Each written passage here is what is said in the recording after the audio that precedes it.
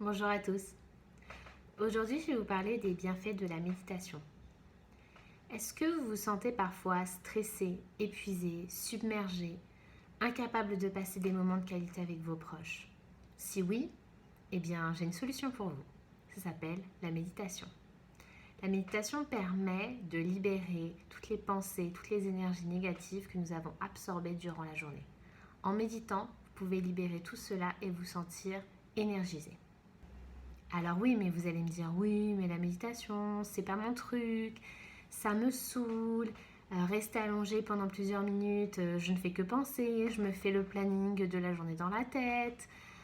Non, je peux pas méditer, au contraire, ça m'angoisse. Je comprends, mais sachez qu'il n'y a pas qu'une seule manière de méditer, il y en a plusieurs. Et nous allons les voir ensemble. Alors avant de vous parler des différents types de méditation, je vais déjà vous parler de ses bienfaits. Dans notre monde occidental, il y a de plus en plus de personnes qui pratiquent la méditation.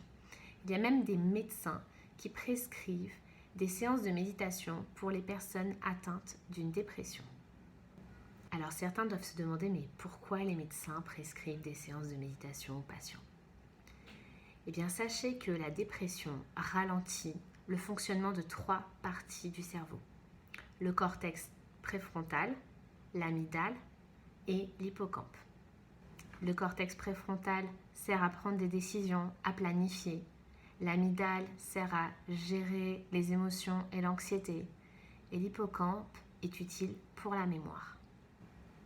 L'année dernière, j'ai été atteinte d'une dépression et je ne voulais surtout pas prendre d'antidépresseurs. Et en pratiquant la méditation tous les jours, eh bien, j'ai guéri. Pourquoi? Parce que la méditation est un antidépresseur naturel. En le pratiquant tous les jours, nous sommes plus heureux, plus relaxés et plus concentrés. Car la méditation permet justement d'augmenter le fonctionnement de ces 3 parties du cerveau. Alors maintenant, nous allons parler des différents types de méditation. La première, et je pense celle qui a créé de nombreux clichés, est la méditation Vipassana.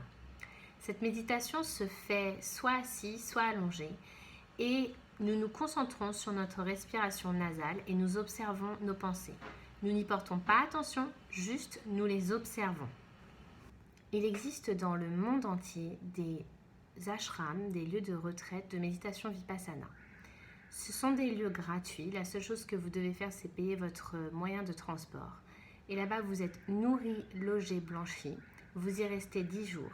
À l'entrée, vous devez déposer toutes vos affaires personnelles, même votre téléphone portable. Et pendant 10 jours, vous ne vous concentrez uniquement que sur votre méditation. Apparemment, ça change la vie. Il y a eu des témoignages qui disaient que cette méditation et cette retraite étaient incroyables. Et j'avoue que j'aimerais vraiment faire cette retraite. Alors certains doivent se dire, ouh là là, ce genre de méditation, ce n'est pas pour moi. Et il n'y a pas de problème, il y a d'autres styles de méditation. Le deuxième type de méditation dont je voudrais vous parler est la méditation guidée. Cette méditation est toujours appuyée d'un support audio et de la voix d'une personne. Vous pouvez faire cette méditation assis ou allongé et il y a toujours un thème lié à la méditation guidée. C'est une méditation qui est très relaxante et qui vous énergisera énormément. Le troisième type de méditation est la méditation de pleine conscience.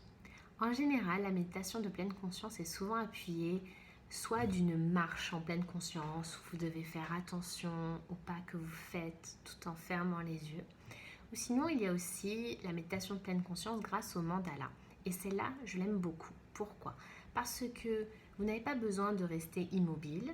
Vous êtes en action, c'est-à-dire que vous remplissez, vous faites un mandala, vous coloriez un mandala. Et en même temps, vous écoutez un mantra ou une musique particulière qui vous permettra de vous concentrer sur l'action que vous faites et pour ne plus donner d'importance à votre flot de pensée. Et c'est vrai que cette méditation de pleine conscience nous aide à libérer toutes nos inquiétudes et toute notre anxiété. Et enfin, le dernier type de méditation dont je voudrais vous parler est la méditation yoga.